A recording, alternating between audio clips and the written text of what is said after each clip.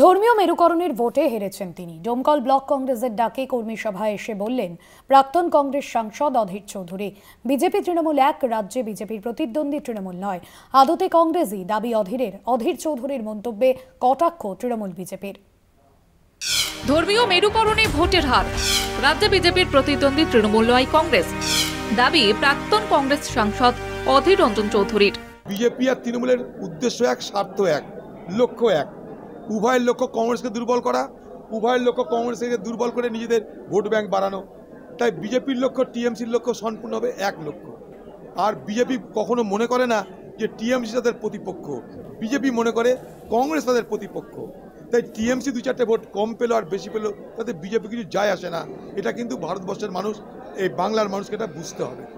Domkal block কংগ্রেসের ডাকে কর্মী সভায় এমন মন্তব্য করেন প্রাক্তন কংগ্রেস সাংসদ অধীর রঞ্জন চৌধুরী। 2024-এর লোকসভা ভোটে মুর্শিদাবাদে এই প্রথম একটিও লোকসভা কেন্দ্রে জয়ী হতে পারেনি কংগ্রেস। সামনেই 2026-এর বিধানসভা নির্বাচন। হারানো জমি ফিরে পেতে বিধানসভা ধরে ধরে মুর্শিদাবাদ জেলায় কর্মী সভা শুরু করেছেন প্রাক্তন প্রদেশ কংগ্রেস সভাপতি অধীর রঞ্জন চৌধুরী। মুর্শিদাবাদে 22টি বিধানসভা আসন। 2024-এর লোকসভা ভোটে তৃণমূল কংগ্রেস মুর্শিদাবাদে 3টি কেন্দ্রে জয়ী হলেও কংগ্রেস বাম জোটের সঙ্গে তৃণমূলের ভোট শতাংশের পার্থক্য ছিল প্রায় 5.5।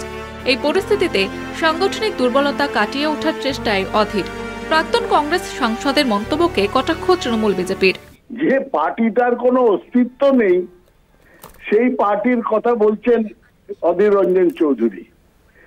আসলে বিজেপির সঙ্গে সম্পূর্ণ মিশে গেছেন উনি, এবং তৃণমূল কংগ্রেসকে, যারা শুধু শাসক দল নয় এই রাজ্যে, বিজেপিকে আটকে রেখেছে, সে তৃণমূলের বিরোধিতা করছেন সর্বাংশে। আদালতে গেছেন তৃণমূলের বিরুদ্ধে, মমতা বন্দ্যোপাধ্যায়ের বিরুদ্ধে, গিয়ে আদালতে ভর্ৎসিত হয়েছেন। চূড়ান্ত ভাবে জাজ, বিচারপতি তাকে ভৎসনা করেছেন। সেই রাগে এখন বিজেপির পক্ষ নিয়ে তিনি বলতে শুরু করেছেন যে তৃণমূল কেউ নয়। এইসব কথা এত ছেলে মানুষই পাগলের প্রলাপ। অধীর রঞ্জন চৌধুরী কিভাবে নির্বাচন হেরেছেন সেটা নিয়ে চুলচেরা বিশ্লেষণ অধীর রঞ্জন চৌধুরী করতে পারেন, কিন্তু বিজেপির রাজনীতি বিভাজনের রাজনীতি নয়।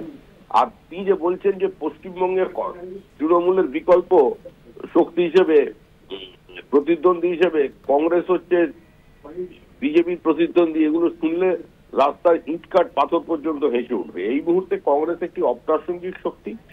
কংগ্রেস তৃণমূলের বিরুদ্ধে লড়াই করতে চায় না। কংগ্রেস তৃণমূলের ঔদ্ধত্যের কাজে আত্মসমর্পণ করেছে। সেই জন্যই অধীর রঞ্জন চৌধুরীকে এখানে সভাপতির পদ থেকে সরিয়ে দেওয়া হয়েছে।